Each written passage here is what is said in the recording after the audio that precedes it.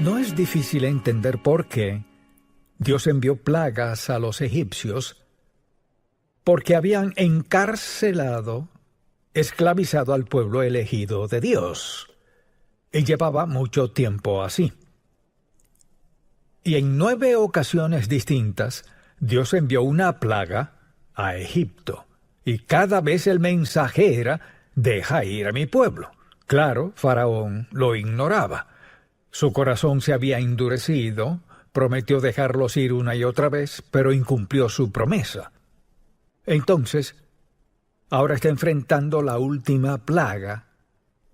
Así pues, deseo titular este mensaje Una noche para recordar, porque así lo fue, y en el capítulo 12 de Éxodo, y no lo leeré por cuestión de tiempo, pero primero deseo hablar del propósito que Dios tenía en mente al enviar todas estas plagas, y recordará que vimos cada una, llegando hasta la última, que fue la muerte del primogénito por todo Egipto.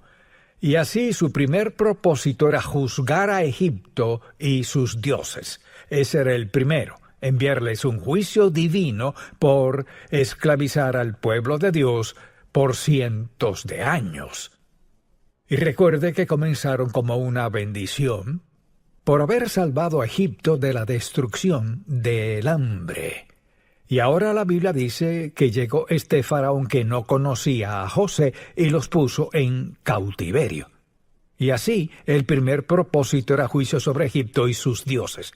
El segundo, liberar a Israel de la esclavitud, era una parte vital de su propósito. Y el tercero era hacer ¿qué? Una preparación para la venida del Mesías. Piensen esto. Comenzaron como una familia de 70 en Egipto.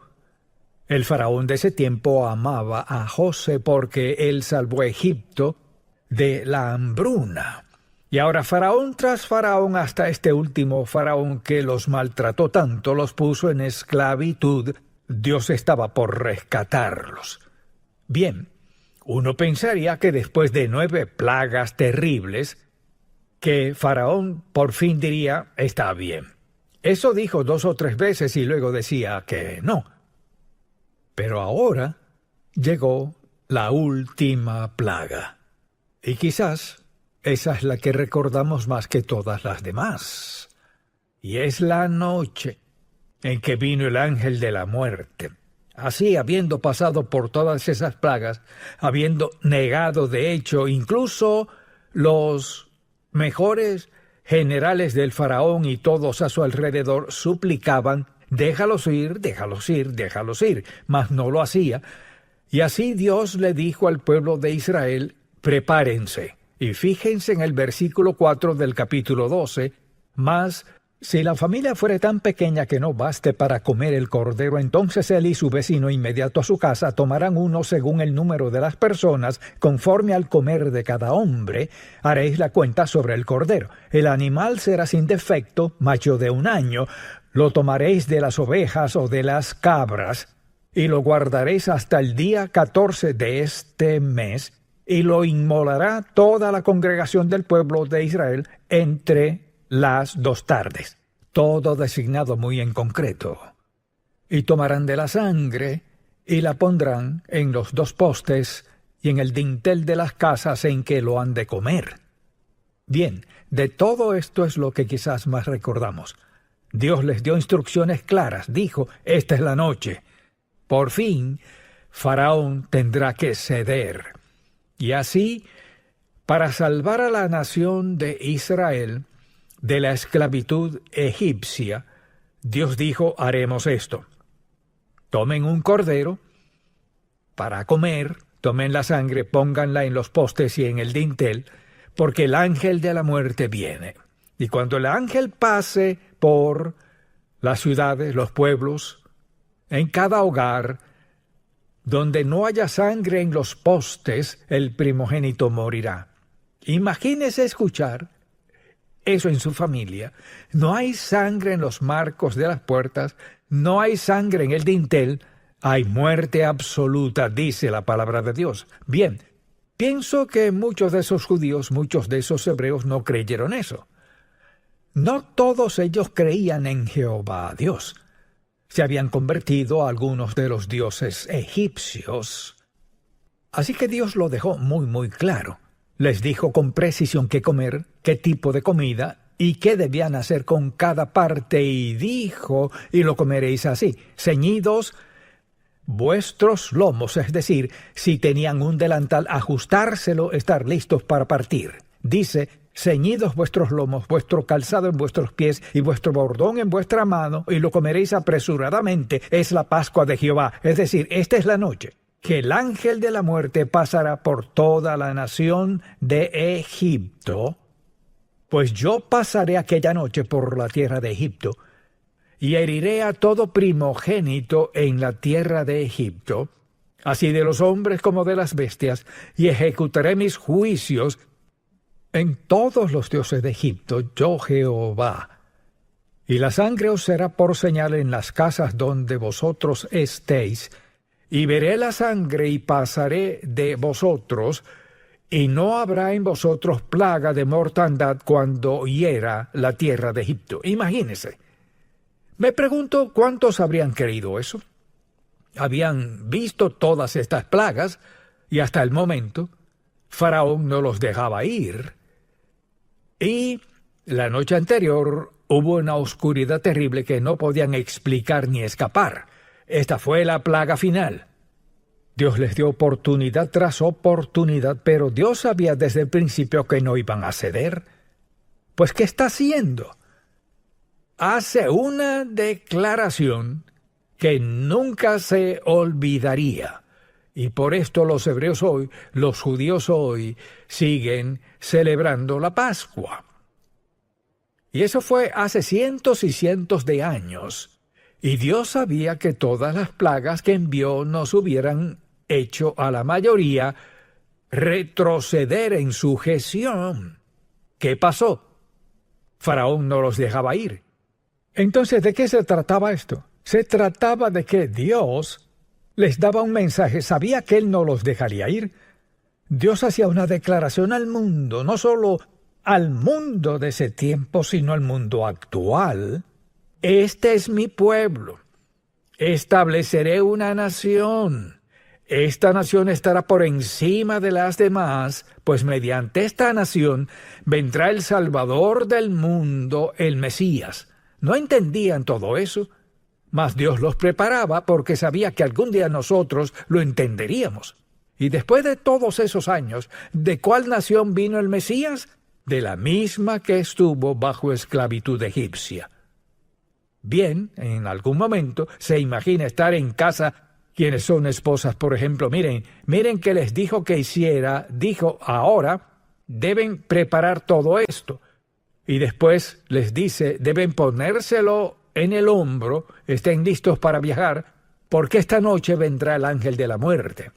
Así puede imaginarse lo que estaba pasando cuando oscureció un poco. ¿Qué habría hecho usted? ¿Se oscurece? Esta noche viene el ángel de la muerte. Ahora, ¿a qué hora vendrá? No lo sé. ¿Qué debemos hacer? ¿Guardar silencio? Estar listos para partir, para irnos, listos para ser liberados. Y muchos de ellos no lo creyeron. ¿Todos esos hebreos pintaron los marcos de sus puertas? No todos, porque siempre hay incrédulos que creen que saben más que Dios.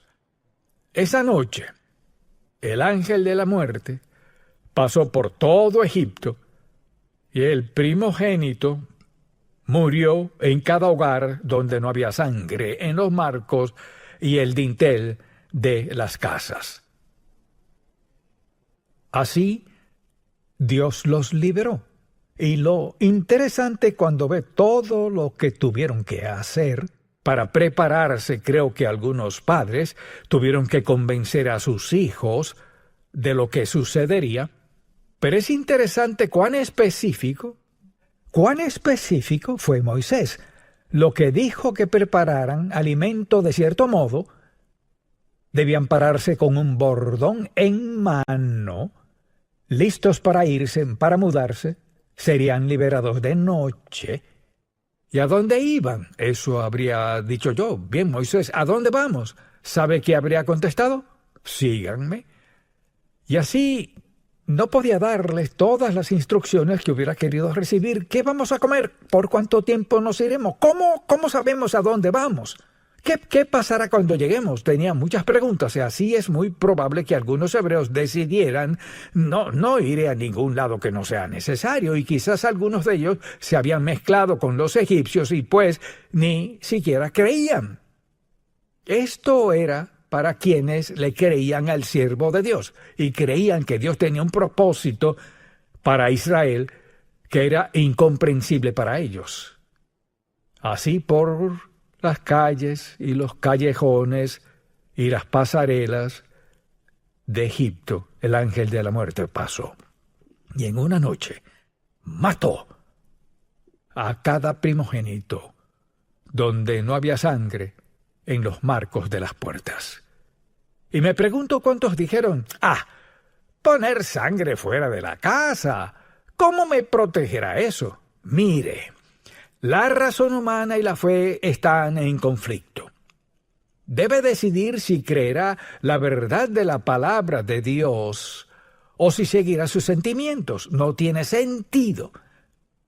Es ilógico creer que poner sangre en los marcos y en el dintel de las casas, que un ángel pasaría y si no había sangre, su primogénito moriría. No tenía sentido.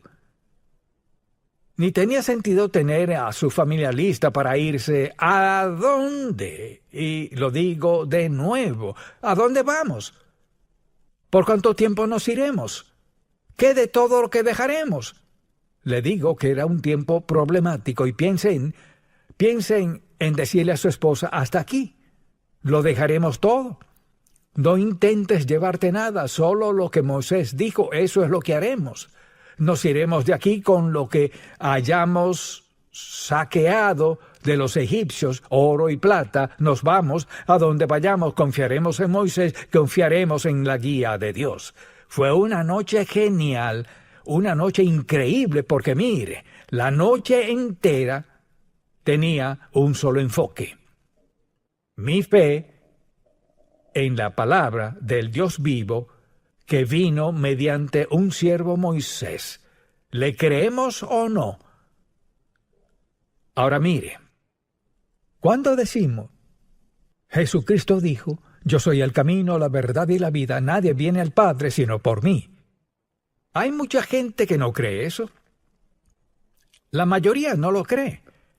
El que no naciere de nuevo no puede ver el reino de Dios. La mayoría no lo cree. Quisiera que vea esto. Esta sigue siendo la verdad de la palabra de Dios. Yo soy el camino, la verdad y la vida. Nadie viene al Padre sino por mí. Nadie será salvo sin la sangre, y la verdad es que es la misma historia.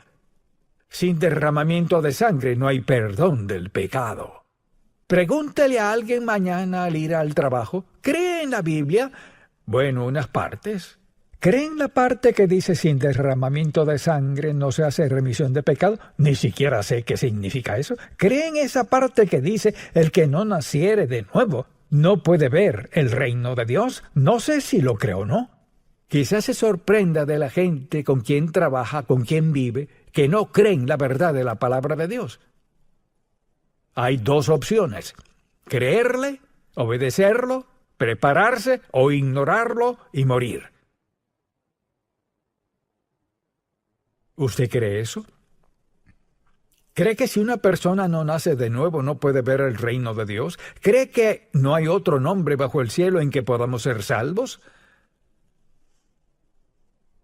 Mucha gente no lo cree.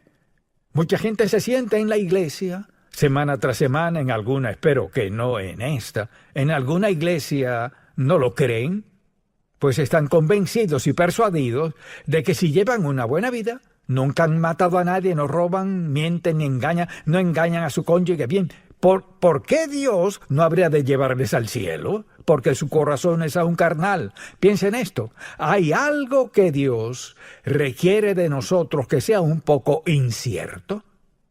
¿Qué tan incierto es esto? El alma que pecare morirá.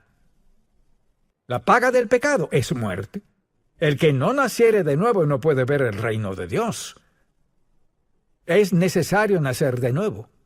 Nada de eso es incierto, pero es muy, muy claro, pues Dios quiere que sea claro. Mire, Dios no cambia de parecer. Así que el asunto es este. Esta es una gran historia, toda cierta, y cuando la escucha y piensa en ella, escuche que dijo Dios, 4 veces lo dice, 4 veces en Éxodo 13, con mano fuerte te sacó Jehová de Egipto, de casa de servidumbre.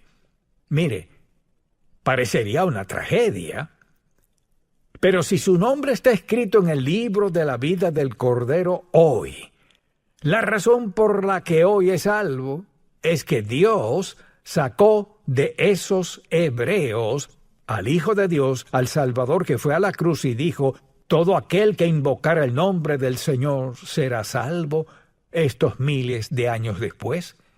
Parecía una tragedia, no lo era. Lo trágico fue que Faraón y su gente no creyeron en el único Dios, a pesar de 9 trágicos sucesos que Dios permitió que ocurrieran, y aún así no creyeron. Y hoy sucede lo mismo. En Contacto se escucha por todo el mundo. ¿Pero acaso todos lo creen? No. ¿Acaso todos creen el Evangelio hoy? No. Porque ven a su alrededor y dicen, no me va tan mal, no necesito a Cristo. Y miren, no tiene que ir a otra parte para hallar gente que diga eso. Quizás su vecino o alguien más le diga eso. No necesito a Jesucristo, no necesito ir a la iglesia, no necesito a Dios, estoy bien. Eso es lo que usted cree. ¿Y cuántos de esos egipcios les habrán dicho a sus vecinos hebreos, eso es para ustedes, no para nosotros? El ángel de la muerte no pasó por alto ni un solo hogar. El ángel vino y vio o mató, uno de los dos. Donde no había sangre, Dios dijo mediante Moisés, esto es lo que pasará. ¿Y qué está diciendo Dios hoy? El que no naciere de nuevo no puede ver el reino de Dios. ¿Qué hay de todos aquellos que nunca han escuchado? Dios se encargará de eso. Usted no tiene que preguntarse quién sí o quién no. Preocúpese por el hecho de que usted sí escuchó, conoce la verdad y a la gente que conoce. No debe preocuparse de que Dios cometa errores sobre quién irá al cielo. Y así fue una tragedia tras tragedia tras tragedia. Y el ángel de la muerte vino y muchísimas personas murieron. ¿Y qué pasó? Dios les dijo con exactitud qué hacer. Les dijo, mañana nos vamos. Seguro que tenían muchas preguntas. Y la Biblia dice que y los egipcios apremiaban al pueblo dándose prisa a echarlos de la tierra porque decían, todos somos muertos. Y llevó el pueblo su masa antes que se le leudase, sus masas envueltas en sus sábanas sobre sus hombros. E hicieron los hijos de Israel conforme al mandamiento de Moisés, pidiendo de los egipcios alhajas de plata y de oro y vestidos. Eso me dijo Dios, dice. Así despojaron a los egipcios. ¿Eso suena a Dios? Sí. Porque mire, durante cientos de años los egipcios abusaron del pueblo de Dios. Y ahora tiene a los egipcios bajo tal convicción, muertos de miedo.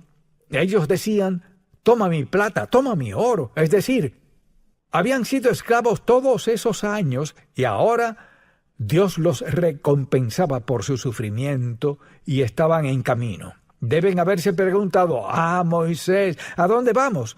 ¿Dónde iremos? Iban a alguna parte y en ese punto no sabían a dónde iban y no sabían cuánto iba a tardar. Confiaban en la palabra del profeta Moisés. Entonces cuando alguien le diga, pues, si me explica esto del cielo y cómo llegar allí y todo eso, pues, si responde mis preguntas, quizás crea. Esta es la palabra escrita, inspirada e inerrante del Dios vivo. Este no es un libro anticuado, es una advertencia, porque nunca vemos a Dios cambiar de parecer o cambiar sus caminos. Y uno de estos días, quienes hemos aceptado a Cristo y su sangre derramada por el perdón de los pecados, iremos al cielo, y la gente que no quieren, quienes se niegan, no irán. No es popular. Si le dice eso a sus amigos, no lo creen. Pero la Biblia dice esto. Está establecido que mueran una sola vez y después el juicio. Mire, si no cree lo que dice sobre la salvación, no creerá lo que dice sobre el juicio. ¿Y dónde está usted? ¿No cree lo que dice del pecado? La Biblia dice, todos pecaron, están destituidos de la gloria de Dios. La paga del pecado es muerte. Si junta esto, ¿qué pasa? Todos están destituidos de la gloria de Dios. La paga del pecado es muerte. El alma que pecare morirá. ¿Dónde nos deja eso? Solo en la misericordia de Dios Todopoderoso, confiando en Cristo como nuestro Salvador. O le creemos o no le creemos. Piense en esto. Dios salvó a ese grupo de israelitas y cumplió su palabra a través de los años por todas las pruebas, angustias y cargas a lo largo de toda la Biblia. Mire, desde Génesis, Éxodo, hasta llegar a los Evangelios. Y finalmente, una crucifixión, derramamiento de sangre una vez más. La única diferencia es, no tiene que estar en cada hogar, pero sí debe estar en cada vida. La sangre de corderos, de cabras los salvó miles de años atrás. La sangre de Cristo nos salva hoy. Sí, mire.